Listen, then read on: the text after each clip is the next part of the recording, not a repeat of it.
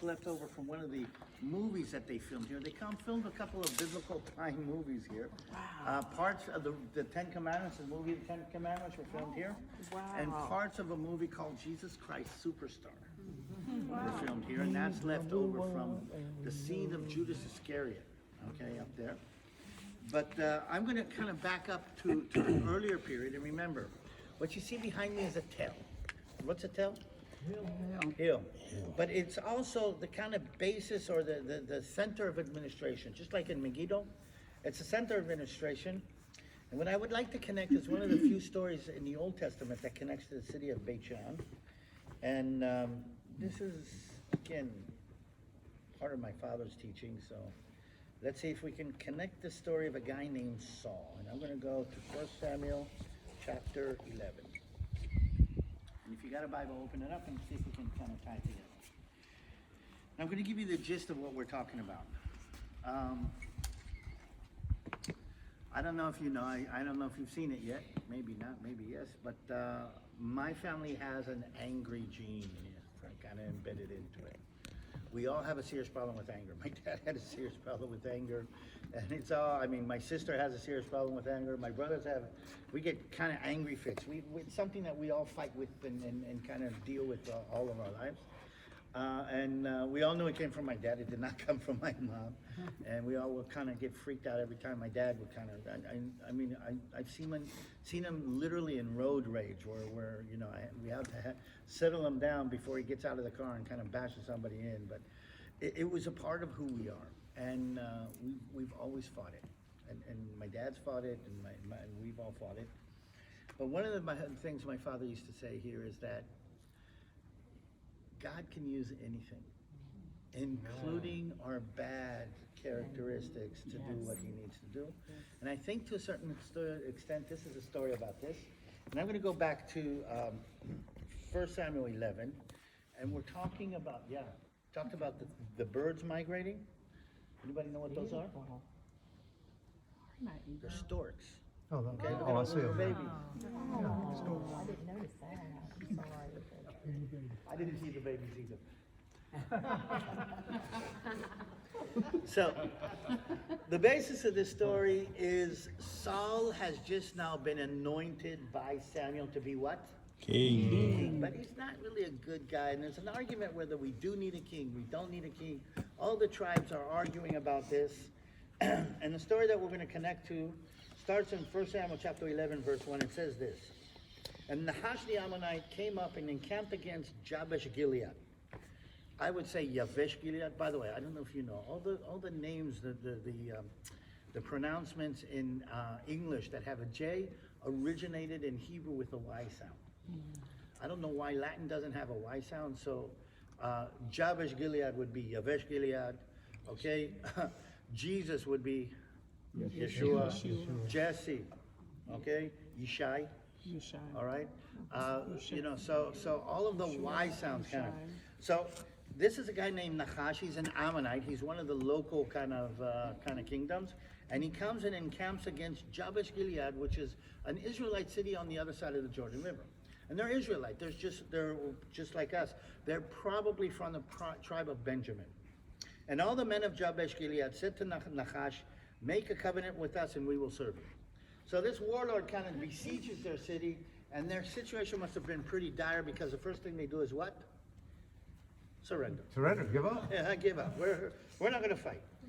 And Nahash the Ammonite answered this: "On this condition I will make a covenant with you, that I may put out all your right eyes and bring reproach to Israel." So what Jabez says, okay, I understand if you've given up. I understand that you can't do anything. But I'm going to go, it's not enough for you to pay tribute to me, okay? I'm going to line you up and poke out your right eye. And why am I going to do this? To bring reproach to all of Israel. It's not just about you. I want all of Israel to know that they couldn't save you.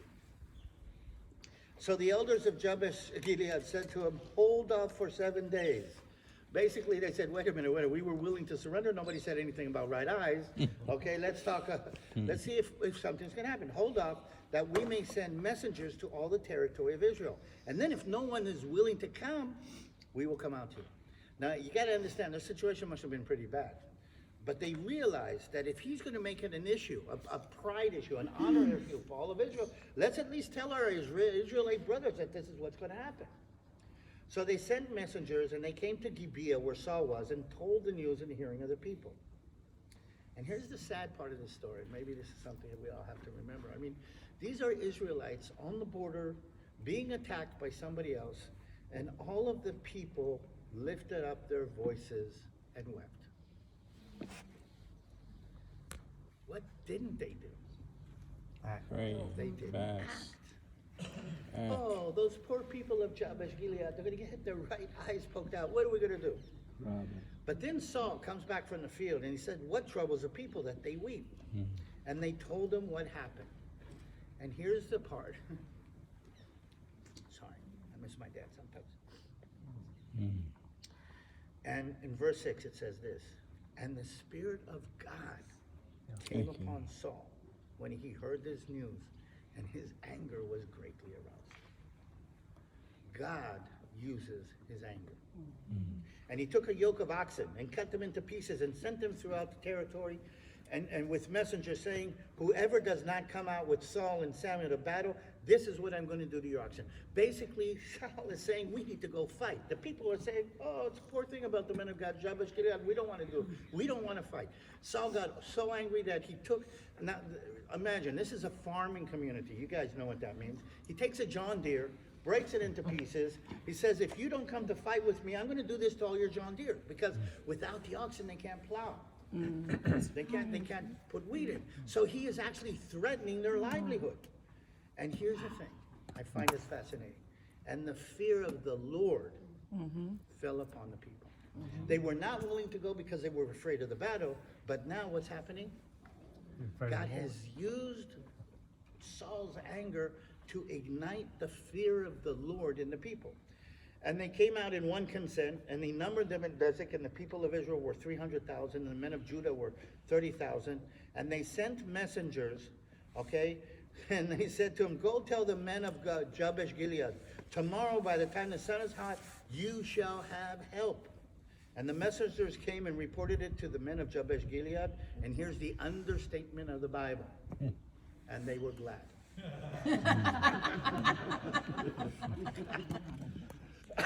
Meaning, okay, we're not going to have our right eyes poked out. I mean, no. And they said, tomorrow we will come out to you.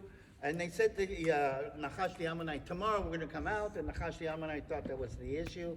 And the next day Saul put the people in companies and came into the midst of the camp and killed the Ammonites until the heat of the day. And it happened that those who were survived were scattered, and no two were left together. And the people now said to Samuel, who had a problem with this king? Now we know why we needed a king. Why do we need a king? Because this is what we call mutual assurance. By the way, this is NATO in biblical terms. When you attack one of us, you attack all of us. And that's the basic idea. And this is what God needed this king to do, but he needed to use his anger to bring the people together. So this is the first part of the story. And again, interesting story how God can use even our worst characteristics in order to do his work. I need you to go to the end of the book of Samuel, 1 Samuel. And I think it's 1 Samuel 31. Saul was not a good king. His anger was a problem. His anger actually cost him the kingdom. And the Philistines fought against Israel, and the men of Israel fled before the Philistines and laid slain on Mount Gilboa, which is on the other side of the hill over there. We could actually see it if we were a little bit higher. And they kind of followed hard after Saul and his sons, and the Philistines killed Jonathan. They killed Abinadab and Malchishua, Saul's sons. The battle became fierce against Saul. The archers hit him. He was severely wounded. He said to his armor bearer, draw your sword, thrust me through, okay, unless they come and they abuse me. But his armor bearer would not, for he was greatly afraid. And therefore Saul took his sword and he fell on it. And when his armor bearer saw that Saul was dead, he also fell on his sword. And Saul and his 3 sons and his armor bearer all died together that day. And the men of Israel saw that their king had fallen. They all ran away. And the next day it happened, when the Philistines came to strip the slain, they found Saul and his 3 sons fallen on Mount Gilboa. Now Saul is the anointed king of Israel. And they cut off his head and stripped off his armor and sent word throughout the land of the Philistines to proclaim it in their temples and of their idols and among their people. And they put his armor in the temple of the Ashtoreth, and they fastened his body to the wall at the top of that hill. This is the king of Israel. This is the anointed of God. Whether I like him or don't like him, he is still anointed by God. And when his body is on that wall, it's not about him, it's about what? About everything that we are. Yes. And if you'd have been sitting here at the time, you would have seen Jonathan and Saul. And again, they did terrible things back then at those times. But here's a part that touches my heart. Because let's tie it back together. And I'm in verse 11. And when the inhabitants of Jabesh Gilead, remember them back there in chapter 11? One of the few things that Saul did right. When the inhabitants of Jabesh Gilead heard what the Philistines had done, all of their brave men arose and traveled all night and took the body of Saul and the body of his sons from the wall of Beit Shean and brought them back to Jabesh Gilead. They burned the body there and took their bones and buried them under a tamarisk tree and fasted for 7 days. Came and got him. They came and got him, but they didn't save him. They came and got him for what he did for them, but also in order to restore the honor of the men and women of Israel. They pulled off a commando raid that night. They put their lives on the line, not to save Saul and Jonathan, but to save the honor of God's anointed. Yes. Meaning they remember the good thing that he had done. My dad used to say, this is a story where God uses even our bad characteristics to do what needs to be done. And he remembers us even for the good things that we've done, even after all of the bad things that we were done. And I think it's kind of amazing that this is Saul in his grandest, and this is Saul in his fall, okay? And the men of Jabesh Gilead did remember, okay, what he had done for them enough to pull that off. By the way, David later on gave them honor and gave them respect because they did keep the honor of God's anointed. That's right. And that's just one more way to tie it together. And all that happened where? Right here. On the walls of Beit Shean. I find that fascinating. So do I. Yeah.